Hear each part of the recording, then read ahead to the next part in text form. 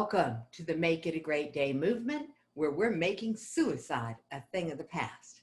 This is the Suicide Prevention Show, where we are taking a very serious topic and turning it into something that is seriously fun. Preventing something is fun. It's like getting over a challenge. The challenge, 3,000 teens in America, over 3,000 attempt to take their own lives every day. That's a serious challenge. The cure, let's make them suicide proof. Let's get them an attitude adjustment. Let's get them some skills. And most importantly, let's share with them some stories of what it takes to meet challenges in life. So our next speaker, our next panelist, our next person who's a very inspiring person is my son-in-law, Terry Ashton. And Terry is one of the most inspiring people I know. So when he agreed to be interviewed, and this man's a little camera shy, he agreed to be interviewed. So I want you all to show him a lot of love in the chat. Go to the chat and talk to him. Tell him to get on camera, encourage him, give him a little love. Everybody, come on, lay it up. Yes, there he is. All right. Hello. Hello. How are you, Terry? Can you hear me? Yeah, I can hear you. Oh, good. Okay. Well, the tech check is always the first thing. So we always check the chat box, make sure it works. So you guys, thank you very much for that. Then we come in here and we check the tech with our speaker. Can you hear me now? And can I hear you? So thank you, Terry. You're welcome. One of the things that I like about you is your willingness to just show up. And now I'm going to ask you to be willing to share a story. All right. So when I met you, you were managing a bowling alley. Yes. And then life started changing. For one thing, you started hanging out with my family a little more, but that's not the only thing that changed. So you went into a corporate career. You went in with and not most people's idea of a corporate career, but you went into work with a big corporation, had really good benefits, had a career path for you. And what happened? I think it was about this time last year, I started suffering terrible migraines and would have seizure episodes. And the first one that I noticed, my wife actually thought I was having a stroke. So I went to the hospital and they said I wasn't having a stroke. Really couldn't figure it out. And then maybe a couple weeks later, it happened again, except for this time it was seizure activity instead of having a stroke. So another overnight trip back to the ER, to make sure that I was doing okay. And then it just kept happening. So finally I listened to my wife, which my wife is Stephanie Ashton, by the way. Finally went to a neurologist to try to figure things out, and have done all the tests. I just recently did a neuropsych evaluation, which I heard the last speaker talking about neuropsych being the hot thing right now. Yep. And they said that I was suffering from a moderate to severe depression and a couple other things that Stephanie would remember more than I do when it comes to medical stuff. Well, the journey that's so prevalent in our world, Terry, is that you had a life. Yes. You had a career, you had a direction, and then it changed. Yes, it did. So I decided that it took me a while because as a guy, we're raised to, we're going to work, we're going to support our, family, which mine is a wife and 2 dogs. So not a Yeah, my gigantic family, but grandpuppies. My grandpuppies. Yep. yeah. Um, so when I couldn't go to work, I started to become depressed, and a few months went by and it started to get worse and worse. And then one day, um, it was either late January, early February, I can't really remember. And there's not too many people that know about this story. In fact, it took me a few weeks before I even told my wife about it because I was ashamed of myself. I tried myself to commit suicide at the age of 42, so not a teenager. I woke up one day just in pain, um, and not working, not having any real income, having to, have other people help you, especially the way that I grew up, is not an easy thing to do. So I got a knife that I use when I go fishing, and I stood in my bathroom over my sink, and I started to kind of jab the knife into my wrist because I was going to slit my wrist that day. Stephanie was over at her parents' house helping her with stuff, so I was alone. And as I did that, I kind of felt these eyes upon me, and I look over, and it's my two dogs. Um, so at first, I kind of, I looked back. I didn't think any. I knew what they wanted. They needed to go outside to be walked. One of my thoughts was, well, if I do this, I won't have to walk them. But Okay. then I looked over at them again, and their eyes, and then I just kind of snapped out of it and put the knife down, rinsed my wrist, cleaned my wrist off, and just took them outside. And really haven't. Uh, I haven't tried anything like that since, but I just, at that point, I just let it finally all catch up to me. And I wouldn't talk, like I said, it took me 3 or 4 weeks before I even told Stephanie about this. Mm-hmm. The only other person that knew was my dad, which is why he came down to visit. Oh. And then the two doctors that I obviously told my neurologist, and then the neuropsych person, what I had tried to do. So there was, so Terry, not even, I hadn't told my mother or anybody else. There was very few people that knew about this. well, when you agreed to talk on the show, I didn't know about it. Yeah. I had no idea why, in the midst of all of the turmoil in this country, your parent, your dad, stepmom would come down. Yeah. And I was like, that's weird. Yeah. Now I know. What's really brave, though, is that you told people who could actually help you. And you told the medical professionals, you told people who could actually make a difference. For those of you who don't know, Stephanie's the reason that this whole Make It a Great Day movement got started. She gave a 7-minute talk about the rate of teen suicide in our country, told her own story about multiple suicide attempts as a teenager, and a desire to create a program. So that's what launched this whole movement. And now, Terry, that timeline, because it was the same month that Stephanie gave her talk, that you had that attack of inside your own head of the first migraine. And since then, these two things have been walking together. I had no idea that you had walked into that place where you had, in my language, sold yourself on dying being better than living. The fact that you stopped and that you were able to turn that ability is something that I just, wrap yourself up here, honey, because that's an emotional resilience level that if more people had it, the rate of suicide in this country and in the world would go down.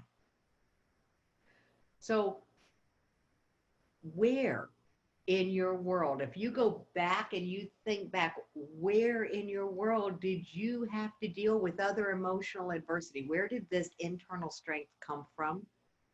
What do you see as possible things that contributed to you being able to turn that and have the I'm, resilience to walk away?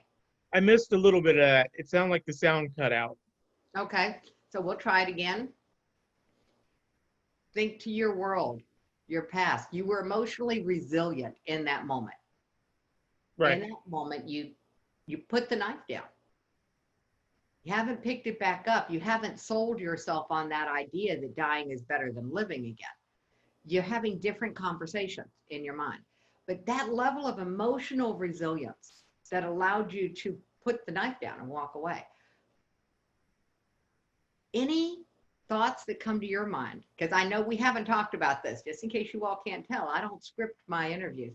And Terry, any other time in your life that you have had to have some emotional resilience? You had to be the comeback kid. You had to bounce back from a setback. Um, yeah, probably a lot. I just have to think of something that um, comes to mind.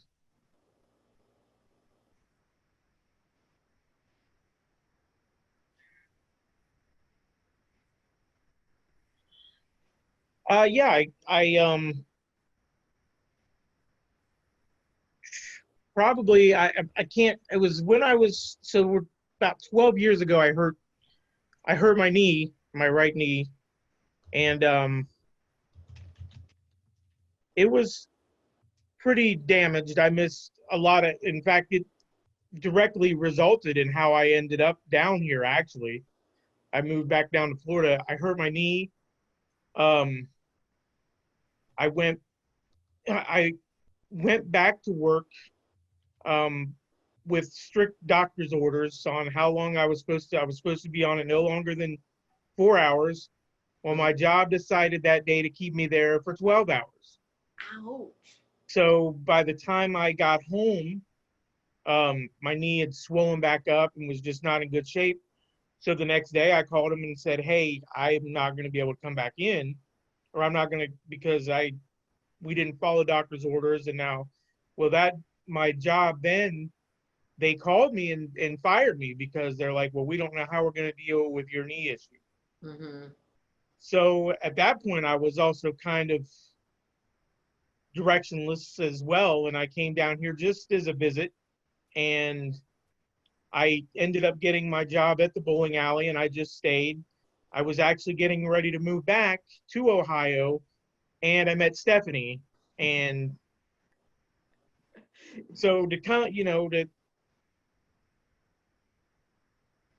to have to deal with that knee injury, and I know that I think Katie kind of was dealing with the same issue with the ACL, or at least last time Stephanie told me about it, issue with her knee. That can be hard to deal with. That's Mm-hmm. because you walk and you stand, and so I had to fight through to get back to normal on that one as So, well, because that was kind of mentally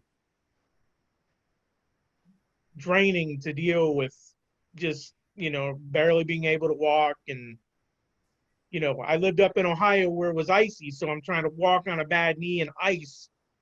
In yeah. fact, that's how I hurt my knee to begin with, was I slipped and fell on the ice. So Yeah, got that. Okay. So, treacherously icy. yes. And while and this is what I was looking to help people understand is that the challenges that we overcome in our life are like building an emotional resilience muscle. And so many times we look at them and think how awful, and people play the ain't it awful game. The reality is it was those things that you overcame that contributed to you having the resilience to still be alive right now. And I'm going to call it what it is. You know, those things that were hard back then are the very skills emotionally and physically that make it possible for you to be here. Now, I know that you use as many tools as you can get as they're still working out the medical mystery of the migraines. So you use a bunch of tools. And some actually I don't know that I know you use a couple of tools. The Yeah. main tool is your dogs. Yes. Yeah. The second main tool is our family's first foray into this whole neuro world, which was neurotech clothing.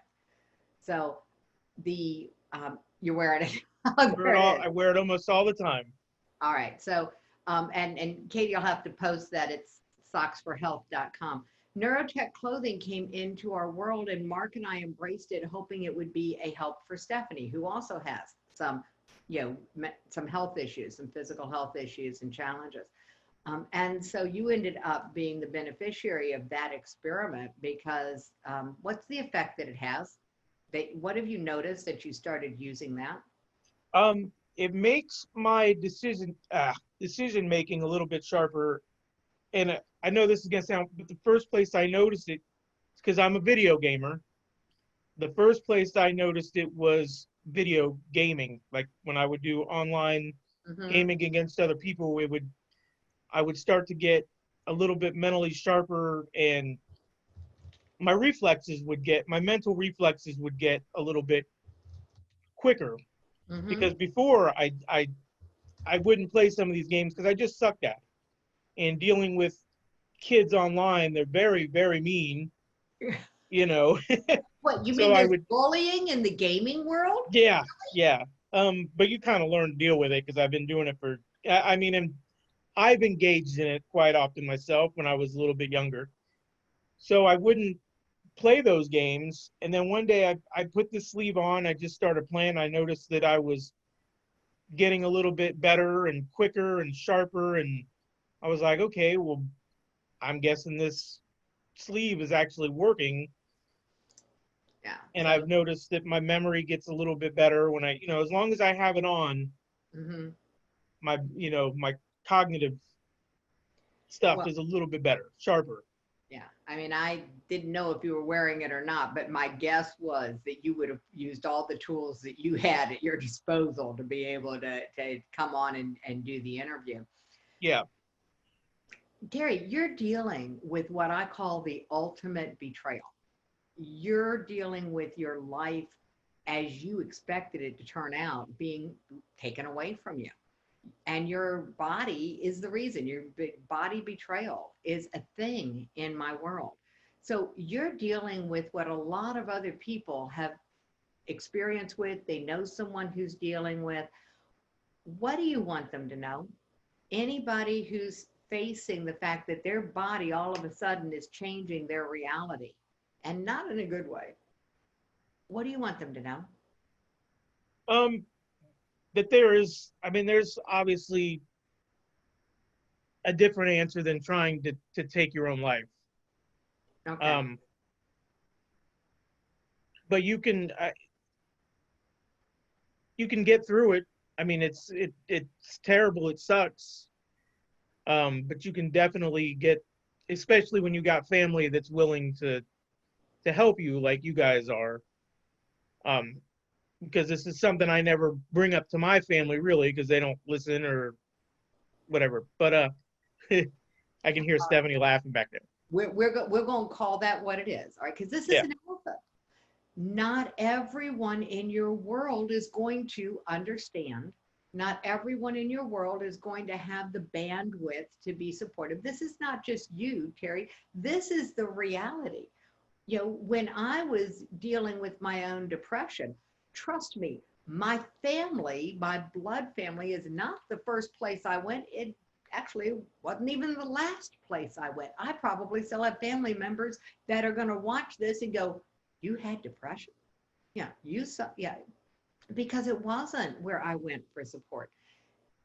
And that's the value of what we're trying to do with the show is we're trying to help all families become a little more emotionally available, a little more resilient, a little more able to hold space for each other.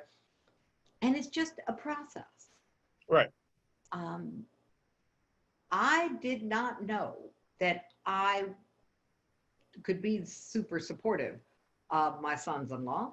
You know, I'm busy being supportive of my daughters. I was not a very engaged mother-in-law until the day you texted me. And the text that you sent me was about Stephanie giving you the first book that I wrote for the Suicide Prevention Society, which was the Why Not Workbook. Mm-hmm. And you sent me a text message. Just so you'll know, that message that said that that book made a difference is the reason that book got published online. I had no idea if what I had written was going to help anybody. Just came out of my head. I don't know if it's any good. And I didn't know who to, I had tested the concept with Mark. And my guy, Mark, for you guys who don't know him, he's not only the poster child for adult ADHD, he's the least likely to go into what he calls woo-woo or that kind of a discussion. And the Why Not Workbook is all about how your brain works and how to break the cycle of negative thinking. And so Mark was willing to play for about 5 minutes, which is all it takes to do that, thank God. And it was really funny. His answers were really telling. So, Terry, I'm not going to ask you to disclose, but maybe if you want to, you want to play that game with me? And then we're going to give everybody the game, the Why Not Workbook as a gift. Yeah, sure. Cool. I mean, I will say that book is probably, well, that and my wife and, my family, but the book is a large part of why I don't really want to commit suicide. No. You I use hear so much different language out there that it you gets. do you, okay? Just you do. It's why you don't want to off yourself. Yeah. If we're afraid of the language, people, we're not going to be able to have an honest conversation with each other. So all my advocates, listen up. You do you, Terry. Yeah, thank you. You're welcome. But it does. I started. I don't write it down in my book, but I have a Word in my phone, my little Word thing, and I have just a document. Obviously, no one sees it but me, but it's just a saved document that anytime I'm starting to feel that way, I'll just sit down, I'll open it up, and I'll think of reasons of why not kill myself today. And you can always think of something.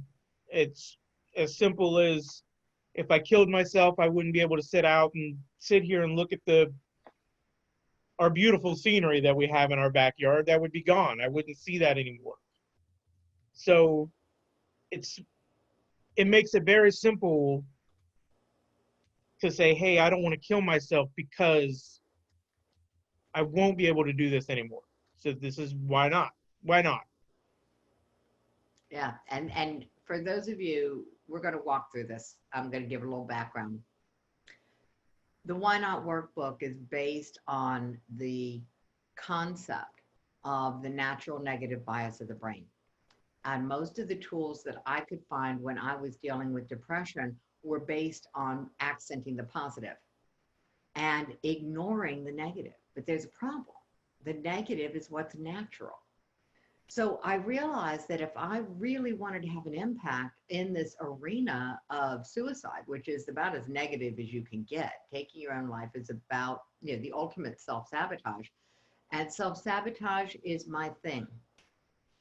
So coming out of self-sabotage, succeeding in spite of it, I had to work through some concepts, but when it came to suicide, I had no idea how they would apply. So the game is really simple. The Why Not Workbook, the workout, is really simple. It's one question. And it works really well with you're doing it with pairs, but as obviously, Terry, you did it all on your own. So it works that way too. Okay, you ready to play? Yep. All right. Terry, why not kill yourself today? I would no longer be able to see my wife anymore. Terry, why not kill yourself today? I would no longer be able to celebrate my favorite holiday, which is Halloween. Terry, why not kill yourself today? I wouldn't be able to watch my favorite movie, Halloween, anymore. Terry, why not kill yourself today? I would be leaving my dogs behind. Terry, why not kill yourself today? I'd be leaving my family behind. Terry, why not kill yourself today? I'll never have a chance to drive my dream car. All right, there you have it. When we got down to the sixth question with Mark, it was also about cars. Mark's a car guy. So cool. The bottom line is that you start to understand what's important to you. When Mark started at the top and we did the first question, his first answer, why not kill yourself today, was because it would be a mess. You know, his second answer was also about other people, but then he got into, he would miss having interesting conversations with new people. And then it came down to the cars and driving the dream car, driving a new car. Yeah, it doesn't have to be big, grandiose things, people. The why not question you can use for anything that you want to change in your life. And Terry, thank you, because it truly is that text that you sent me that created my willingness to publish that book. And that decision led to the next book. And now there's another book. And so the Why Not Workbook actually led to the Know, Like, and Trust Factor assessment, which is the bedrock of the advocate training program. So you didn't know how big of an influence you had on the world. Your willingness to share with me that you were willing to talk about the fact that you had attempted, I'm really glad you survived, just so you'll know. Oh, thank you. And it's just really brave and really compelling that you were willing to have that conversation and share that story. Just as little as a month or maybe even a week or so ago, well, a week ago I told you, but before that there would have only been the few people that knew about it would still only because I don't really talk about that, stuff. If I did, I'd probably be a little bit emotionally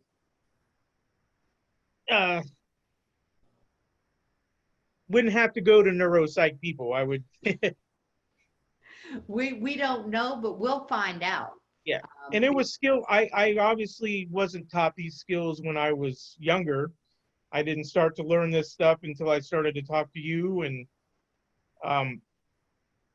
you and Stephanie got involved in the suicide prevention. And that was the other thing is I thought about was how ashamed I was of even attempting it while my mother-in-law and my wife are doing a suicide prevention outreach, and here a member of their family is trying to self-delete. Oh, that one I'm going to push back on. But first, I'm going to say thank you. You're welcome. Thank you. The bottom line, Terry, is what you just said illustrates exactly why we are on this mission to help people understand they don't know they have the problem, but they have the problem. Right. We are all at risk. I call it the suicide wars with 3 A's. We are all at risk. And we need an army to combat this. So that's my advocate army. My army of advocates is what we're working on. And they're not mine. They are going to change the world. And the reason is exactly what you just shared. The reason is because that while we're busy, I was busy, Stephanie was busy, while we're busy trying to build a program, trying to create a movement trying to generate awareness of the risk of suicide that we all have, we were oblivious to the risk inside our own family and for Stephanie inside her own home. We're all at risk. Every single person we know is at risk. They just don't know it. We don't want to go around poking people, prodding people, scaring people, but what we do want to do is help people become aware. So by being willing, Terry, to share your story, by you all being willing to listen to the story, by being willing to be part of the show, you're making a difference in the world. And at the end of the day, isn't that nice to know? Yes, it is. Terry, what do you wish I had asked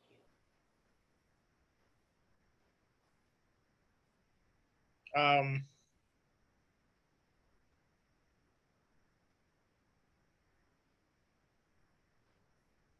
I'm not nothing really. Yes, you? Well, it could be that we're complete. Okay, so now I'm going to go on a rant. Are you ready? I'm ready. The world according to Jackie. This concept of self-delete. This is what people who said the violent video games are a hazard to the brains of our young people who play them. This is why. It's because self-delete sounds easy. There once was a time that there were moral injunctions against suicide. There were community injunctions against suicide. Matter of fact, suicide came into the lexicon, it came into the language at the same time as the phrase self-murder. It was a crime to commit suicide. It was a crime against humanity in every sense of the word, because when you take your own life, you're giving tacit permission to everyone around you to take theirs. It's one of the risk factors. But here's the deal. We don't have injunctions against it anymore. It's no longer a crime.